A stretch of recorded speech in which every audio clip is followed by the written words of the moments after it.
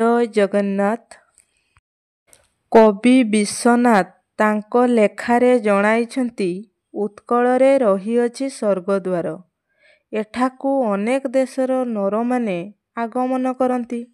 କାହିଁକି ନା ମୁକ୍ତି ପାଇବା ପାଇଁ, ମୋକ୍ଷପ୍ରାପ୍ତି ପାଇଁ, ସ୍ୱର୍ଗରେ ଆସନ ନେବା ପାଇଁ। ତାହେଲେ ଆମ ଓଡ଼ିଶାରେ ଏମିତି କ'ଣ ସ୍ଥାନ ଅଛି ଯିଏ ମୁକ୍ତି କରିଦେବ ବା ମୋକ୍ଷ କରିଦେବ ଏବଂ ସ୍ୱର୍ଗରେ ମଧ୍ୟ ସ୍ଥାନ ଦେଇଦେବ? କବି କହିଲେ, ଉତ୍କଳରେ ରହିଛି ସ୍ୱର୍ଗଦ୍ୱାର। ସ୍ୱର୍ଗଦ୍ୱାର କହିଲେ ସ୍ୱର୍ଗକୁ ଯିବାକୁ ବାଟ। ଆମେମାନେ ପୁରାଣରେ ପଢ଼ିଛେ ବା ଶୁଣିଛେ, ହିମାଳୟ ପର୍ବତ ହେଉଛି ସ୍ୱର୍ଗକୁ ଯିବାକୁ ବାଟ। କାରଣ ପାଣ୍ଡବମାନେ ଏହି ବାଟରେ ସ୍ୱର୍ଗକୁ ଯାଇଥିଲେ। କିନ୍ତୁ ଏହି ସ୍ଥଳରେ କବି କହିଲେ, ଆମ ଉତ୍କଳରେ ରହିଅଛି ସ୍ୱର୍ଗଦ୍ୱାର। କେଉଁଠି? ନା ନୀଳାଚଳ କ୍ଷେତ୍ରରେ। ଆମେ ସମସ୍ତଙ୍କ ଗ୍ରାମରେ ତ ଶ୍ମଶାନ ଅଛି। ସମସ୍ତଙ୍କ ଗ୍ରାମର ଶ୍ମଶାନକୁ ଶ୍ମଶାନ କୁହାଯାଏ। କିନ୍ତୁ ଶ୍ରୀକ୍ଷେତ୍ରରେ ଶ୍ମଶାନକୁ ସ୍ୱର୍ଗଦ୍ୱାର କାହିଁକି କୁହାଯାଏ? ଜାଣିବା ଆଗରୁ ଯେଉଁମାନେ ମୋ ଚ୍ୟାନେଲରେ ନୂଆ ଅଛନ୍ତି, ଚ୍ୟାନେଲଟିକୁ ସବସ୍କ୍ରାଇବ୍ କରିଦିଅନ୍ତୁ। ପ୍ରଥମ ଦିବ୍ୟସିଂହଙ୍କ ସମୟରେ ବା ରାଜୁତି କାଳରେ ସେ ବ୍ରାହ୍ମଣଙ୍କୁ ହତ୍ୟା କରିଥିଲେ। ପୁଣି ଲେଖା ଅଛି, ଅନଙ୍ଗ ଭୀମ ବ୍ରାହ୍ମଣମାନଙ୍କୁ ହତ୍ୟା କରିଥିଲେ। ତାଙ୍କୁ ବ୍ରହ୍ମ ହତ୍ୟାର ପାପ ଲାଗିବାରୁ ଓଡ଼ିଶାରେ ବର୍ଷା ହେଲା ନାହିଁ। ବର୍ଷା ଅଭାବରୁ ଶସ୍ୟ ଉତ୍ପାଦନ ହୋଇପାରିଲା ନାହିଁ। ତେଣୁ ପ୍ରଜାମାନେ ଖାଦ୍ୟ ଅଭାବରୁ ଅନାହାରରେ ମୃତ୍ୟୁବରଣ କରିବାକୁ ଲାଗିଲେ। ଏହିପରି କିଛି ବର୍ଷ ଗଲା। ରାଜା ବିଚାର କଲେ, ରାଜ୍ୟରେ ଯାହା ଧନ ସମ୍ପତ୍ତି ଥିଲା ସବୁ ପ୍ରଜାମାନଙ୍କୁ ବାଣ୍ଟି ଶେଷ ହୋଇଗଲା। ଆଉ ବର୍ଷା ହେଲା ନାହିଁ କି ଶସ୍ୟ ଉତ୍ପାଦନ ହୋଇପାରିଲା ନାହିଁ। ଏହାର କାରଣ କ'ଣ କିଛି ବୁଝି ହେଲା ନାହିଁ। ପଣ୍ଡିତମାନେ ବସିଲେ ମୁକ୍ତି ମଣ୍ଡପରେ। ରାଜା, ମନ୍ତ୍ରୀ ପରିଷଦ ସମସ୍ତେ ବସିଲେ ମୁକ୍ତି ମଣ୍ଡପରେ। ବିଚାର କଲେ, ବର୍ଷାଟା କାହା ଦାୟିତ୍ୱରେ ଅଛି? ଇନ୍ଦ୍ରଙ୍କ ଦାୟିତ୍ୱରେ ଅଛି ବୋଲି କେହି ଜଣେ ତାଙ୍କ ମଧ୍ୟରୁ କହିଲେ।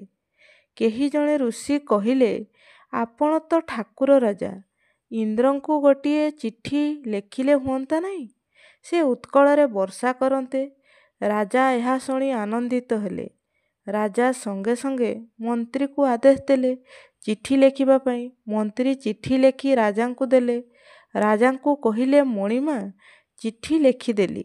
ରାଜା କହିଲେ, ଚିଠି ନେଇ ମନ୍ତ୍ରୀ ମହାଶୟ ଆପଣ ଇନ୍ଦ୍ର ଦେବତାଙ୍କୁ ଦିଅନ୍ତୁ ଆଉ କୁହନ୍ତୁ 7 ଦିନ ଭିତରେ ଯେମିତି ବର୍ଷା ହେବ। ମନ୍ତ୍ରୀ ମନେ ମନେ ବିଚାର କଲେ, ଇନ୍ଦ୍ର କେଉଁଠି ଆଉ ମୁଁ କେଉଁଠି? ଇନ୍ଦ୍ର ତ ସ୍ୱର୍ଗରେ। ମୁଁ ଏଇ ଚିଠି ନେଇ କେମିତି ଇନ୍ଦ୍ରଙ୍କୁ ଦେବି? ଆଉ ରାଜାଙ୍କର ଆଦେଶ, ଯଦି ଚିଠି ଇନ୍ଦ୍ରଙ୍କ ପାଖରେ ନ ପହଞ୍ଚେ ଆଉ 7 ଦିନ ଭିତରେ ବର୍ଷା ନ ହୁଏ, ତେବେ ମନ୍ତ୍ରୀଙ୍କର ମୁଣ୍ଡ କାଟ ହେବ। ଆଉ ମନ୍ତ୍ରୀଙ୍କୁ ଭୋକ ଶୋଷ ହେଲା ନାହିଁ। କାରଣ ମୃତ୍ୟୁଦଣ୍ଡ ଶୁଣି କାହାକୁ ବି ଭୋକ ଶୋଷ ହେବ। ରାଜାଙ୍କର ଆଦେଶ ଯାହା, ଚିଠିକୁ ନେଇ ଇନ୍ଦ୍ର ପାଖକୁ ଯାଇପାରିବେ ନାହିଁ। ମନ୍ତ୍ରୀ ସବୁ କଥା ତାଙ୍କ ସ୍ତ୍ରୀକୁ କହିଲେ।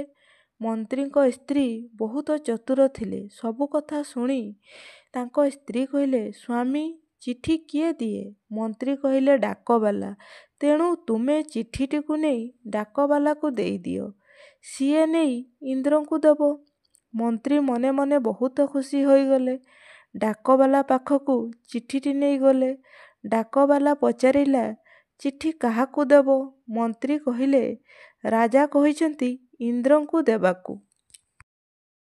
ମନ୍ତ୍ରୀ କହିଲେ, ଯଦି ଚିଠିଟି ଇନ୍ଦ୍ରଙ୍କ ପାଖରେ ନ ପହଞ୍ଚେ, ବର୍ଷା ନ ହୁଏ, ତେବେ ତୁମ ମୁଣ୍ଡ କଟା ହେବ।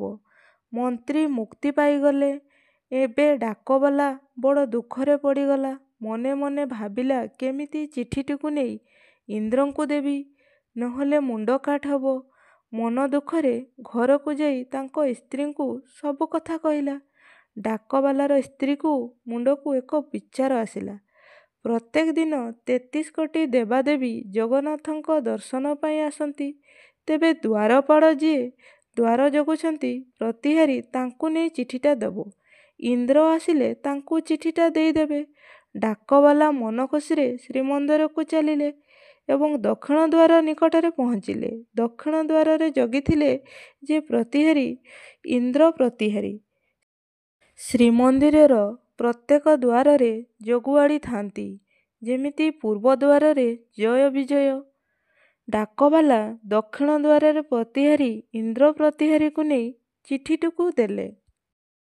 ଡାକବାଲା କହିଲା, ଇନ୍ଦ୍ର ପ୍ରତିଦିନ ଶ୍ରୀମନ୍ଦିରକୁ ଆସୁଛନ୍ତି, ତାଙ୍କୁ ଚିଠିଟାକୁ ଦେଇଦବ। ଚିଠିଟି ଦେଇ ଡାକବାଲା ଉଦ୍ଧାର ପାଇଗଲା। ପ୍ରତିହାରୀ ଏବେ ଚିଠିଟିକୁ ଧରି ବଡ଼ ଚିନ୍ତାରେ ପଡ଼ିଗଲେ। ଇନ୍ଦ୍ର କିଏ ସେ ଜାଣିବେ କିପରି? ପ୍ରତିହାରୀ ଅନିଦ୍ରାରେ ଜଗି ରହିଲେ। ରାଜାଙ୍କର ଆଦେଶ, ଚିଠିଟିକୁ ଇନ୍ଦ୍ରଙ୍କୁ ଦେବାକୁ ହବ, ନହେଲେ ମୁଣ୍ଡ କାଟ ହବ। ଇନ୍ଦ୍ର ଚିଠିଟିକୁ ନିଅ, ଚିଠିଟିକୁ ନିଅ କହି ଜଗି ରହିଲେ। ଇନ୍ଦ୍ର ଆସିଲେ, ଚିଠିଟିକୁ ପ୍ରତିହାରୀ ପାଖରୁ ନେଇ ଚାଲିଗଲେ ଓ ଜଗନ୍ନାଥ ଦର୍ଶନ କଲେ। ଜଗନ୍ନାଥଙ୍କୁ କହିଲେ, ରାଜା କ'ଣ ଗୋଟିଏ ଚିଠି ଲେଖିଛନ୍ତି। ଚିଠିଟିକୁ ଖୋଲି ପଢ଼ିଲେ। ଚିଠିରେ ଲେଖା ଅଛି, 7 ବର୍ଷ ହେଲା ଏଠାରେ ବର୍ଷା ହୋଇନାହିଁ। ଇନ୍ଦ୍ର ବର୍ଷା କରାଅ। ତେଣୁ ଇନ୍ଦ୍ର ନିଜେ ସ୍ୱର୍ଣ୍ଣ ପତ୍ରିକାରେ ଲେଖିଲେ, ହେ ଗଜପତି, 7 ଦିନ ଭିତରେ ବର୍ଷା ହେବ। ଏହା ଲେଖି ପ୍ରତିହାରୀ ହାତକୁ ଚିଠିଟି ବଢ଼ାଇ ଦେଲେ। ପ୍ରତିହାରୀ ବଡ଼ ଚାଲାକ ଥିଲେ। ସେତେବେଳେ ଚିଠିଟି ଦେଇ ପ୍ରତିହାରୀ ଜାଣିପାରି ନଥିଲେ, କିନ୍ତୁ ନେଲାବେଳକୁ ଇନ୍ଦ୍ରଙ୍କ ହାତକୁ ଧରି ପକାଇଲେ ଓ ପଚାରିଲେ, କିଏ ତୁମେ, କିଏ ତୁମେ? ତୁମର ପ୍ରକୃତ ରୂପକୁ ଆସ। ଇନ୍ଦ୍ର ନିଜ ରୂପରେ ଦେଖାଦେଲେ। ପ୍ରତିହାରୀ କହିଲେ, ତୁମେ କିଏ? ଇନ୍ଦ୍ର କହିଲେ, ମୁଁ ସ୍ୱର୍ଗର ରାଜା। ପ୍ରତିହାରୀ କହିଲେ, ମୁଁ ଠିକ୍ ଜାଗାରେ ଚିଠିଟିକୁ ପହଞ୍ଚାଇଛି। ଆପଣ ଏହା କ'ଣ ଦେଉଛନ୍ତି? ଇନ୍ଦ୍ର କହିଲେ, ପ୍ରତି ଉତ୍ତର ରାଜାଙ୍କୁ ଦେଇଦବ। କହିବ, ତାଙ୍କ ରାଜ୍ୟରେ 7 ଦିନ ମଧ୍ୟରେ ବର୍ଷା ହେବ। ପ୍ରତିହାରୀ କହିଲେ, ଆପଣ ଜଗନ୍ନାଥ ଦର୍ଶନ ଆସିଲେ, ମୋତେ କିଛି ଦକ୍ଷିଣା ଦେଇ ଯାଆନ୍ତୁ। ଇନ୍ଦ୍ର କହିଲେ, ମୁଁ ତ କିଛି ସାଥିରେ ଆଣିନାହିଁ। ପ୍ରତିହାରୀ କହିଲେ, ଆପଣଙ୍କର ଅଳଙ୍କାରରୁ କିଛି ଦିଅନ୍ତୁ। ଇନ୍ଦ୍ର ଚାଲାକରେ କହିଲେ, ଏ ଅଳଙ୍କାର ସ୍ୱର୍ଗର, ତେଣୁ ମୁଁ ତାକୁ ଦେଇପାରିବି ନାହିଁ। ପ୍ରତିହାରୀ କହିଲେ, ତୁମେ ଠକି ଦେଇ ଚାଲି ଯାଉଛ। ଇନ୍ଦ୍ର ଚାଲାକିରେ କହିଲେ, ପ୍ରତିହାରୀ, ତୁମ ନାମ କ'ଣ? ପ୍ରତିହାରୀ କହିଲେ, ଇନ୍ଦ୍ର। ମୋ ନାମ ମଧ୍ୟ ଇନ୍ଦ୍ର। ଆଜିଠାରୁ ଆମେ ଦୁହେଁ ମୈତ୍ର। ତୁମକୁ ଛାଡ଼ି ମୁଁ କେବେ କ'ଣ ରହିପାରିବି? ତୁମେ ଯେତେବେଳେ ଡାକିବ ମୁଁ ଆସିବି। ଯାହା ଦରକାର ମୁଁ ଦେବି। ଇନ୍ଦ୍ର ଏହା କହି 33 କୋଟି ଦେବତାଙ୍କ ସହିତ ସମୁଦ୍ର ବାଟ ଦେଇ ସ୍ୱର୍ଗକୁ ଗମନ କରିଲେ। ପ୍ରତିହାରୀ ତାଙ୍କ ପଛରେ ଯାଉଥାନ୍ତି, କେଉଁ ପଥ ଦେଇ ସ୍ୱର୍ଗକୁ ବାଟ ଦେଖିବା ପାଇଁ। ଦକ୍ଷିଣ ବାଟ ସମୁଦ୍ର ପଥ ଦେଇ ସ୍ୱର୍ଗକୁ ଇନ୍ଦ୍ର ଚାଲିଗଲେ। ସେହି ସ୍ଥାନରେ ପ୍ରତିହାରୀ ଧରିଥିବା ବେତକୁ ପୋତିଦେଲେ। ପ୍ରତିହାରୀ ଫେରିଆସି ରାଜାଙ୍କ ପାଖକୁ ଗଲେ। କହିଲେ, 7 ଦିନ ଭିତରେ ବର୍ଷା ହେବ। ରାଜା କହିଲେ, ତୁମେ କେମିତି ଜାଣିଲ? ପ୍ରତିହାରୀ ଇନ୍ଦ୍ର ଦେଇଥିବା ଚିଠିଟିକୁ ଦେଖାଇଲେ। ରାଜା କହିଲେ, ତୁମେ ଇନ୍ଦ୍ରଙ୍କୁ ଦେଖିଛ? ପ୍ରତିହାରୀ କହିଲେ, ଖାଲି ଦେଖିନାହିଁ, ତାଙ୍କ ସହିତ ମୈତ୍ର ମଧ୍ୟ ବସିଛି। ସେ ଯେଉଁ ବାଟ ଦେଇ ସ୍ୱର୍ଗକୁ ଗଲେ, ସେହି ସ୍ଥାନକୁ ମଧ୍ୟ ଦେଖିଛି। ରାଜା ଓ ମନ୍ତ୍ରୀ ପରିଷଦ ସମସ୍ତେ ସେହି ସ୍ଥାନକୁ ଗଲେ। ଦେବତାମାନେ କେଉଁ ବାଟ ଦେଇ ସ୍ୱର୍ଗକୁ ଯାଇଛନ୍ତି, ସମସ୍ତେ ଦେଖିଲେ ବାଲି ଉପରେ ଏକ ବେତ ଥୁଆହୋଇଛି। ଆଉ କୌଣସି ଚିହ୍ନ ବର୍ଣ୍ଣ ନାହିଁ। ରାଜାଙ୍କର ବିଶ୍ୱାସ ହେଲା ନାହିଁ। ରାଜା ପ୍ରତିହାରୀକୁ ଆଦେଶ ଦେଲେ, ତୁମେ ଯଦି ପ୍ରକୃତରେ ଇନ୍ଦ୍ରଙ୍କ ସହିତ ମୈତ୍ର ବସିଛ, ଇନ୍ଦ୍ରଙ୍କୁ ଏବେ ଡାକ, ଆମେ ସମସ୍ତେ ଦେଖିବୁ। ନହେଲେ ତୁମକୁ ଦଣ୍ଡ ଦିଆଯିବ, ମୃତ୍ୟୁଦଣ୍ଡ। ପ୍ରତିହାରୀ ମନ ଦୁଃଖରେ କାନ୍ଦି କାନ୍ଦି ଡାକିଲେ, ହେ ଇନ୍ଦ୍ର ଦେବତା, ତୁମେ ଯଦି ପ୍ରକୃତରେ ମୋ ସହିତ ମୈତ୍ର ବସିଛ, ତୁମେ ଏବେ ଆସ। ତୁମେ ନ ଆସିଲେ ମୋତେ ମୃତ୍ୟୁଦଣ୍ଡ ଦିଆଯିବ। ମୁଁ ତୁମକୁ ଧନ ମାଗୁନାହିଁ, ମୋ ଜୀବନ ମାଗୁଛି। ତୁମକୁ ଆସିବାକୁ ହେବ ମିତ୍ର। ଇନ୍ଦ୍ର ଦେବତାମାନଙ୍କୁ ଧରି ସେହି ସ୍ଥାନରେ ପହଞ୍ଚିଲେ। ସମସ୍ତ ଜନତା ଇନ୍ଦ୍ରଙ୍କୁ ସ୍ୱଚକ୍ଷୁରେ ଦେଖିଲେ। ଧନ୍ୟ ପ୍ରତିହାରୀ, ଧନ୍ୟ ତୁମେ, ଧନ୍ୟ ଧନ୍ୟ ବୋଲି ସେ ଜାଗା କମ୍ପି ଉଠିଲା।